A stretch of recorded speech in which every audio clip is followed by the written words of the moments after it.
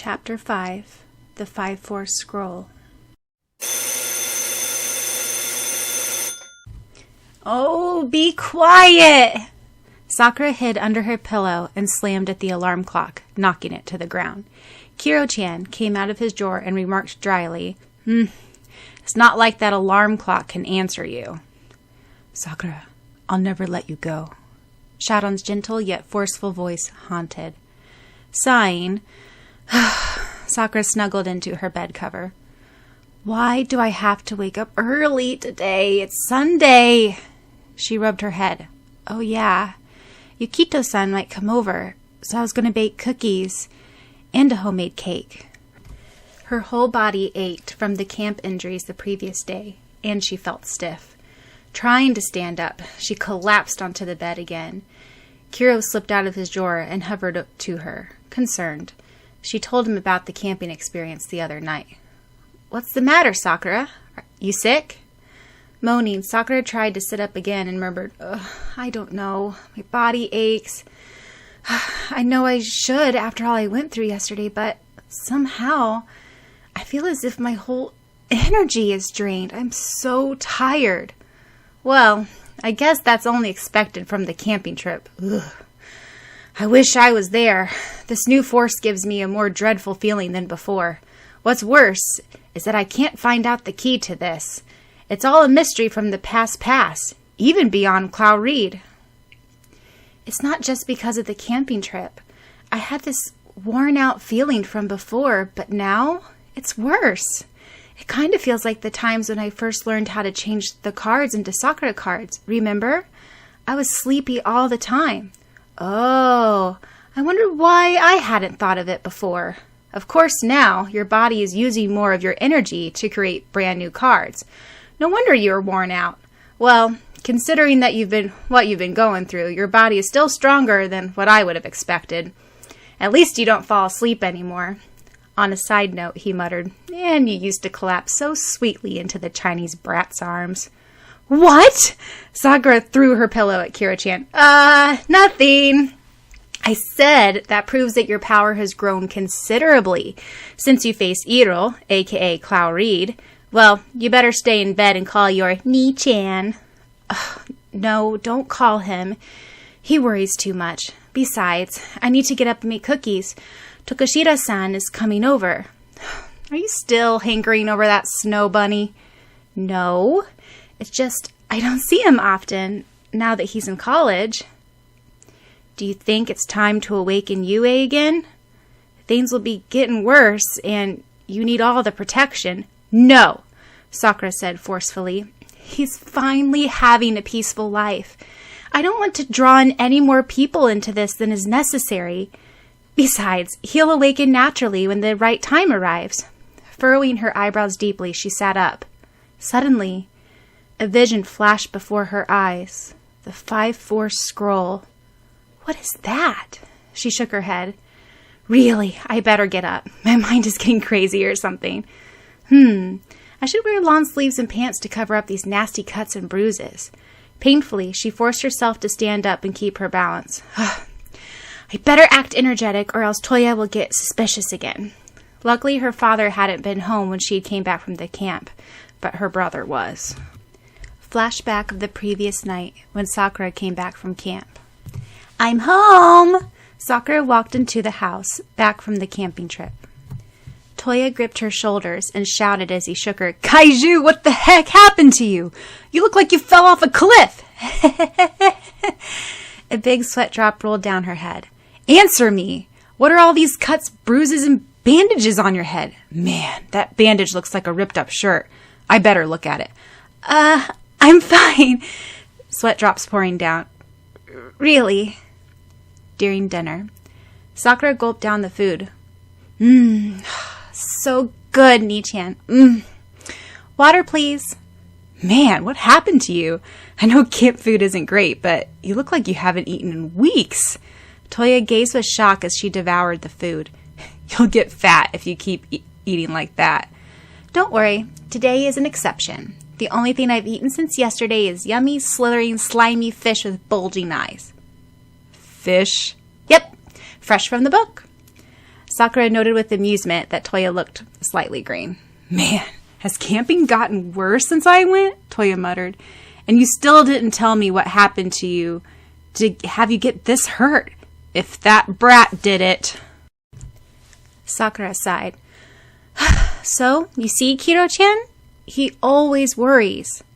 It's 'cause he cares about his adorable little sister. Will you stop fidgeting? I can't get this bandage straight. Meilin slapped the ointment on Syaoran's back impatiently. Ow!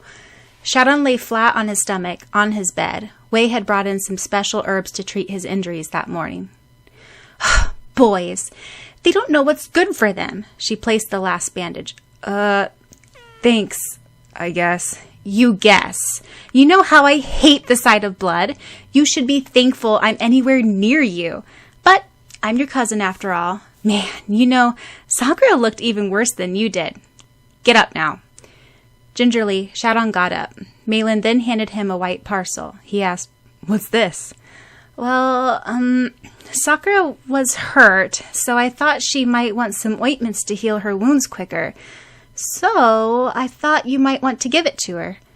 He stared at her blankly, then grinned. Sure. Man, you're turning nice all of a sudden, Meilin. Didn't know you cared, or is the real you lost back in the woods somewhere? It's just that there was some leftover. That's all.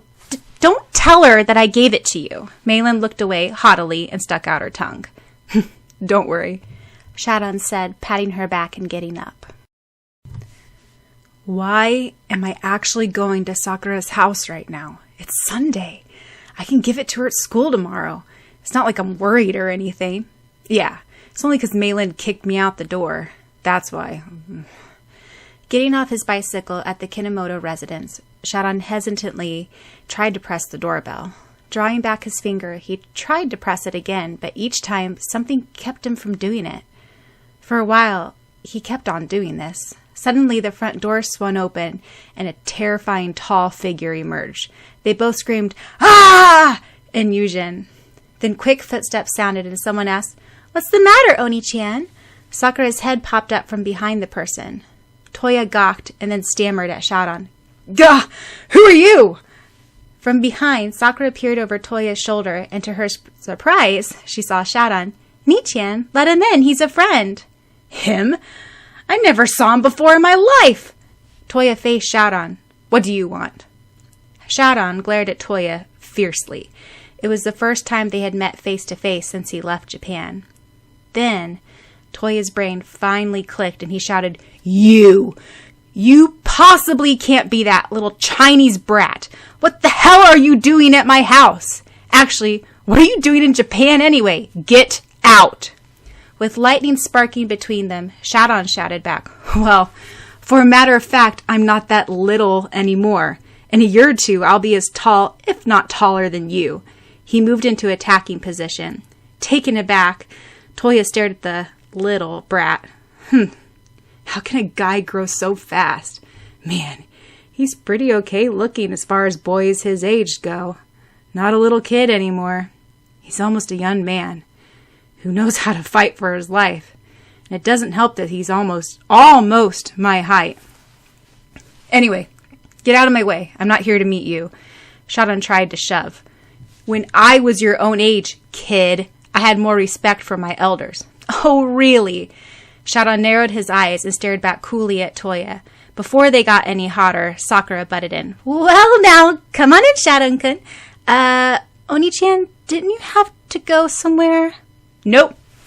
I don't need to go anywhere. I'm staying right here until that brat, his name is Lee Syaoran, until that brat states why he came here.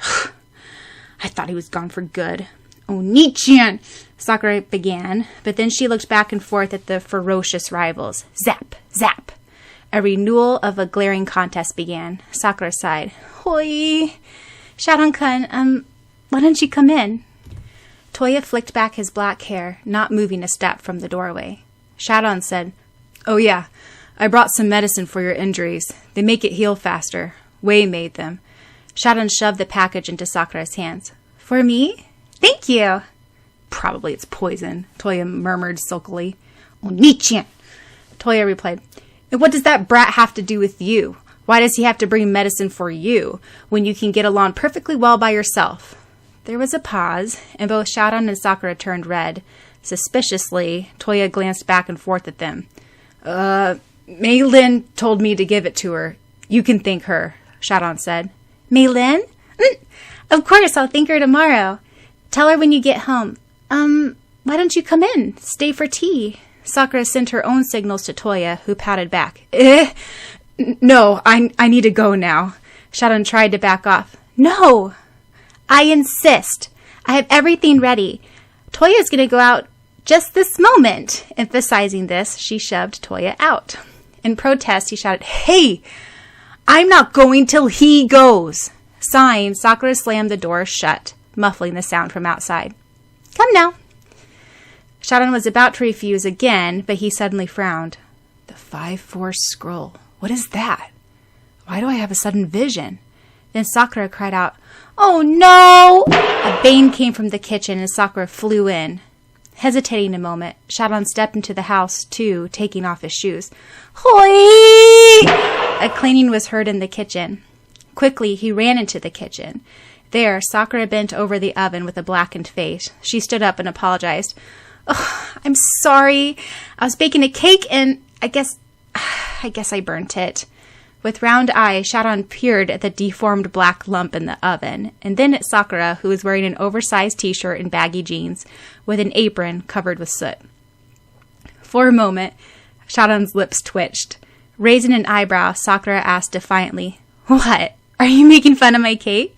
At least I tried. It's been ages since I made this stupid mistake as this. Really? I improved over the last few years. She gazed skeptically at the blackened mound. Then she looked down at herself. Oh, yeah. I know that I look awful. The shirt is my brother's old one. I didn't know anyone would stop by. Anyway, have a seat. I'll get you something to drink.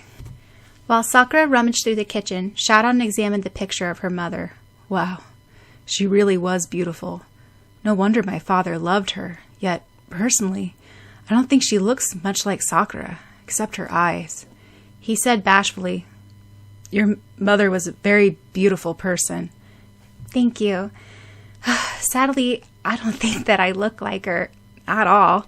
Maybe except my eyes. But lots of people, including Tomeo's mother, says that I do. Maybe my mother looked different when she was my age. Most of the pictures I have is when my mother when she was young. They're just not here. Setting down some tea and a platter of cookies, Sakura said, Here, try some of the cookies that I just made. I hope they came out okay. Kiro appeared at the word cookies. Hey, not fair. I want cookies too. Without waiting, Kiro took a bite of the chocolate chip cookies. Suddenly, an expression of pure disgust came over him. Ugh! This tastes awful! What did you do, Sakura-chan? Oi! Sakura exclaimed, heartbroken. You try it, Syaoran. Bracing himself for the worst, Syaoran took a bite of the cookie. He managed to choke it down, but barely. How is it? Sakura looked pleadingly. I wanted to give it to Takashira-san, who's going to come over later on. Looking gray, Syaoran stammered, It's very unique. Sakura spun around downcast. Oh, you're lying. It's awful. Kyo-chan says so. Syaoran was confused as to what to say, since it did taste awful. Well, did you forget any ingredient? It tastes very salty. Sakura checked off her fingers. Flour, baking powder, chocolate chip, butter, nuts. Hoi! I think I put in a cup of salt instead of sugar. Gosh, I'm so absent-minded these days. I don't know what's wrong with me.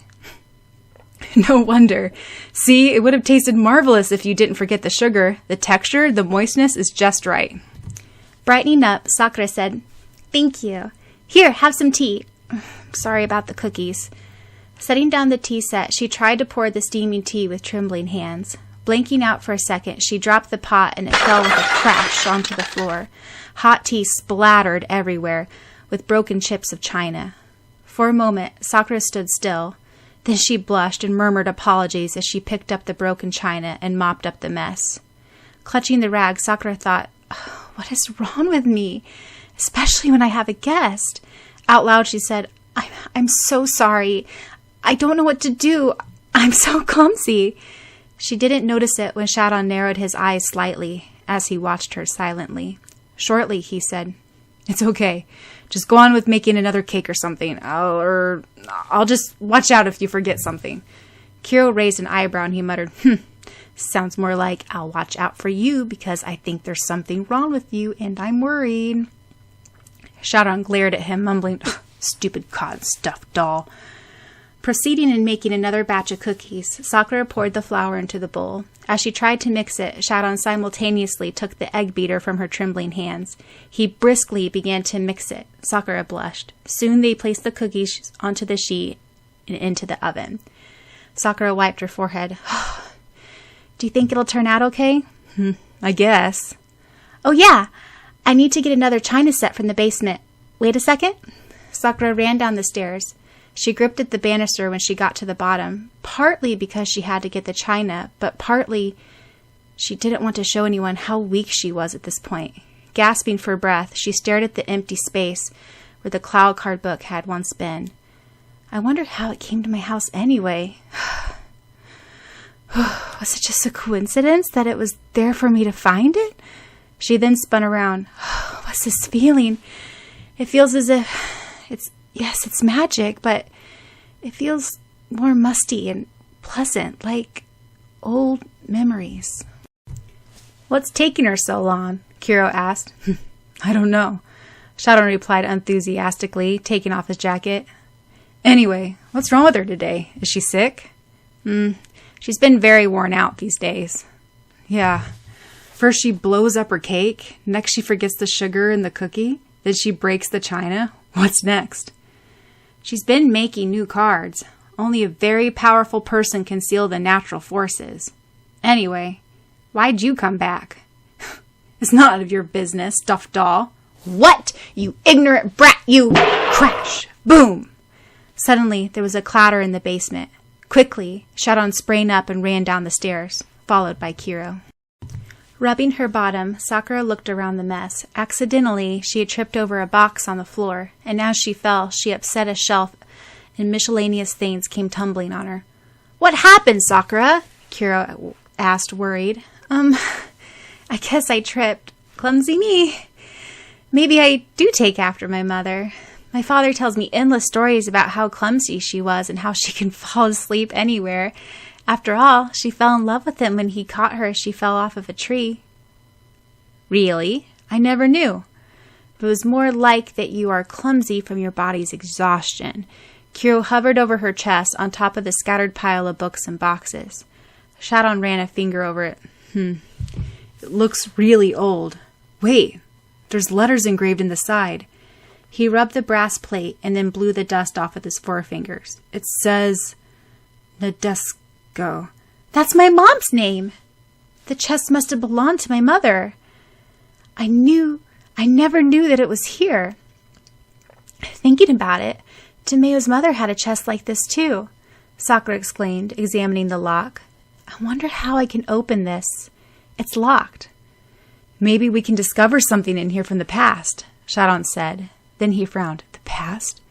About my father, as well as her mother? How can I open this? Ooh, I know! I'll try the magic key. She drew out her key from inside her shirt. Do you think it'll work? Syaoran asked. Why shouldn't it? It's supposed to be a magic key. Bracing herself, Sakura slipped the key into the lock, then turned it. Click. A glare of light blinded the three of them. Sakura shielded her eyes, and then it died down. Curiously, Sakura found that the chest lid had been opened. On the top was a picture of two schoolgirls. Sakura picked it up. On the back, letters were scrawled, Nadesco and Tsunami. Friends forever. Why, it's a picture of Mother and Tomeo's mother. They all peered at the picture. Nadesco was smiling, and she had her arm around Tsunami.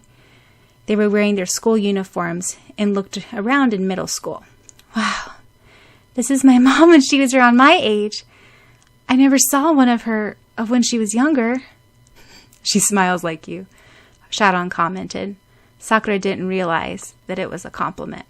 What's beneath that? Kiro asked. Sakura rummaged through, and she drew out an ancient-looking scroll tied with a frayed ribbon. Look! I found this! But what is it? Sakura unraveled it. So, what does it say? Kiro asked impatiently. There was a baffled expression on Sakura's face. Why? What's the matter? Syaoran asked, shoving the scroll out. She said, Can you read this? Everyone peered over it, and their expressions turned blank. Ah, I get it, Kiro exclaimed. Now I know what this is. What? Sakura and Syaoran exclaimed. This scroll is written in the language of the ancient magicians of the 5 powers. So what does it say? Syaoran asked. That, Kiro said, creating a big suspicion. Well, actually, I can't read it. The language is a dead language, like Latin. Cloud probably knew. Sakura and Syaoran sweat dropped. Sakura said, Then we don't know any more than before, do we? Wonder how my mother had anything like this anyway. Isn't she supposed to have something like the sixth sense? The ability to see and communicate with spirits, tell fortunes, have mind power, telekinesis, and basically the ability to see beyond a normal person? So she might have been able to read this thing, commented Kiro. Sakura ran a finger through the elaborate letters of the faded scroll and then shouted, Wait! This last part, it's in Chinese. It says, The 5-4 scroll was left by Cloud Reed. It was the key to find the hidden cloud cards and was given to the chosen mortal guardian of this scroll, who had a role to find and guard the cloud safely in Tomata District until the new card mistress was chosen. Well, what did all this mean? So Cloud Reed made the scroll? Syaoran asked. I think this is the explanation to why the cloud card book was here. The scroll mentions something about the mortal guardian, so someone had to track the book down and keep it safe. For you, Sakura, the card mistress to take. Over the long years since Cloud Reed left the world, the book would have wandered all over the place, yet it would have to wind up back in Tomata District, as was planned by Cloud Reed, but it had to be found and kept in a safe place. So the scroll was the clue of where it could be found? Syaoran asked. Probably. So Sakura had things easy for her, instead of having to search for the cloud herself, Kiro answered. Wait, but what is this scroll doing in this house anyway? Sakura asked. Suddenly, the scroll blazed and everything went black. Oh, where am I? Sakura asked, rubbing her eyes. She looked around. Why, it's our neighborhood. Syaoran and Kiro came next to her. Doesn't it look different somehow? Syaoran asked. Just then, a girl about 14 walked through them, her long violet hair streaming behind her. Sakura turned cold. Syaoran-kun, Kiro-chan, did you see? She walked right through us. Is she a ghost? Syaoran finished the word. Hoi! That girl then waved a hand and called out, Hi, Sonomi-chan! To another girl who had short auburn hair. Come take a picture with me. It's the first official day of spring. Sure, Nadesco, anything you want. I know how photogenic you are. Together they stood, and the girl with long hair wrapped her arms around her friend and took a picture. Their pose was the same as the one in the picture that Sakura had found in the chest. Sakura stammered, Nadesco and Sonomi, how can they have the same name as... Don't you see, Sakura? We're the only ones who can see each other. They're not the ghost. We are, see? Syaoran demonstrated by walking through a tree. We don't even exist here. Anyway, we weren't even born yet. Hui! What happened? If I'm guessing correctly, this is the past, many, many years ago. And that's Nadesco and Sonomi when they were in junior high, Kiro said gravely. But how? Wait, maybe the scroll.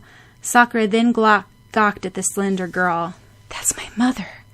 To her surprise, she looked familiar. Why, she almost looks like me, except for a different hair color. Nadesco's hair came down her back, and unlike the pictures taken in her modeling years, her hair was way less wavy, and quite similar to how Sakura had worn hers after she had grown it. Even Sonomi looked a little different, with hair that came to her shoulders in longer bangs. They seemed like close friends. Sonomi then spoke. Is anything wrong, Nadeshiko? You seem worried about something. Don't hide anything. Nadeshiko said, Well, actually, I had another dream yesterday. Was it one of your prophetic ones? Yes. I dreamt of a man called Clow Reed, the greatest magician in the world, during this time. He summoned me to find the 5-4 scroll. The what? Having powers like you must be very hard. Why do you have to find it anyway? He said that I must find the scroll, which will let me find the Clow card book, and I have to guard it till the card mistress arises. If it was anyone other than you, Nadeshiko, I wouldn't believe it. Smiling a girlish smile, Nadeshiko said, Well, whatever it is, I've got to do it. And I say Clow Reed was the best-looking man I've ever seen in my life. Sonomi looked extremely annoyed at this, but just then they had to cross the street. Looking behind her back while she talked, Nadeshiko said, I wonder if there is such a gorgeous guy in real life. Or maybe people like back then were all that handsome. Just then she bumped into another person. Hard. Ouch!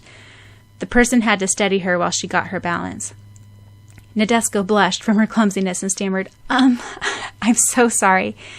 The mysterious young man just nodded and walked away briskly across the street.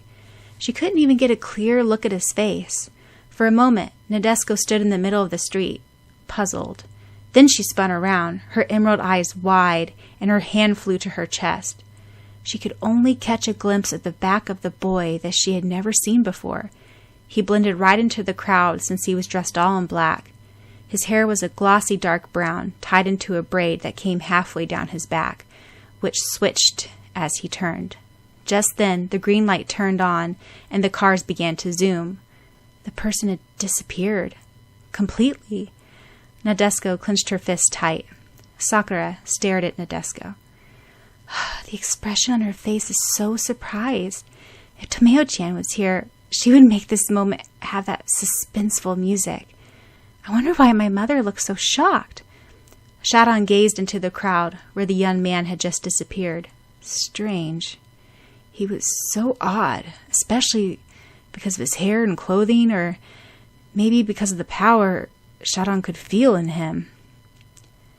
Nadeshiko, get out of the road. It's a green light. You're in the way. Sonomi dragged off Nadeshiko, who was still dazed. Oh, really? I don't see how you can bump into everyone and be such a klutz and remain the most graceful girl at Seiju Junior High. Nare-chan, are you okay? What's the matter? Sonomi waved her hand in front of her head. Huh? What did you say? Oh, I'm fine. Laughing, Nadeshiko headed towards the school. Yet when her back was turned, she frowned. Why is it that I can feel something different about him? Who is he? A light blazed again. Blinking, Sakura found they were all back in the basement again. She was still holding the 5-4 scroll. Shaking his head, Syaoran muttered, Ugh, what in the world just happened? Just then, the doorbell rang upstairs. Sakura cried, Hui! Ori-chan must have brought Takashita-san over. Leaving everything in the basement, she ran upstairs, and Syaoran followed. What's taking the kaiju so long to get to the door? I thought she'd spring up since you were coming over today, Toya grumbled to Yukito. Oh yeah, did I tell you? The Chinese brat is back for the worse. You mean Li Syaoran? I do wonder why you hate him so much. He's a nice kid, though he was kind of rough in the beginning. You should be glad he's so friendly with Sakura, Yukito commented. You know very well that is the very reason I don't like him. Well, when he first came back from Hong Kong, I could tell that he was not getting along with Sakura that well, but something happened at the camp trip. Ugh! He got better looking, and taller, too. I don't know where he gets his looks from. And he came to our house today. Our own God-blessed brother was kicked out while the brat stayed. Sometimes, do ya? I wonder if you hate him more because he almost beat you in that first time you met him, when he was only 10. Before Toya could retort, Sakura panted and opened the door. Sorry, come in. They sat down at the kitchen and Sakura presented home-baked chocolate chip cookies, fresh from the oven. Have some, Takashita-san. They should taste better since Syaoran couldn't help me make them. Toya frowned. Him? Yukito looked up and greeted with a friendly smile. Why, it's been a long time since I saw you, Lee Syaoran.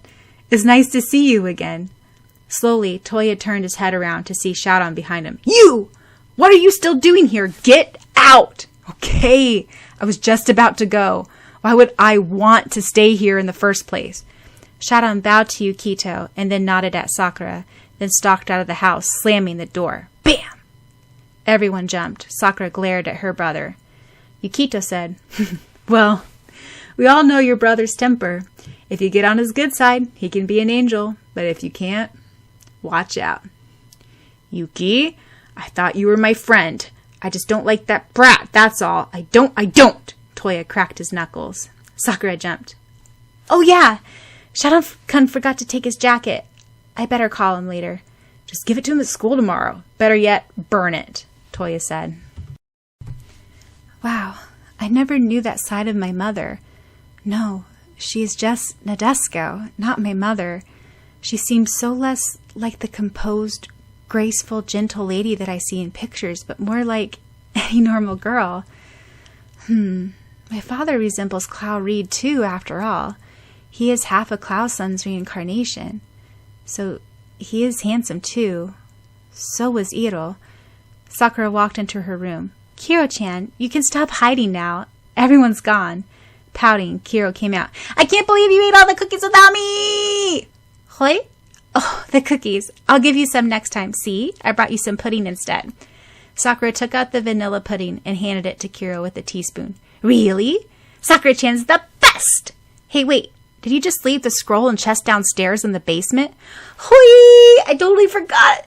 I did that. Sakura ran downstairs. She switched on the lights in the basement and then picked up the scroll, dusting it. And everything went black.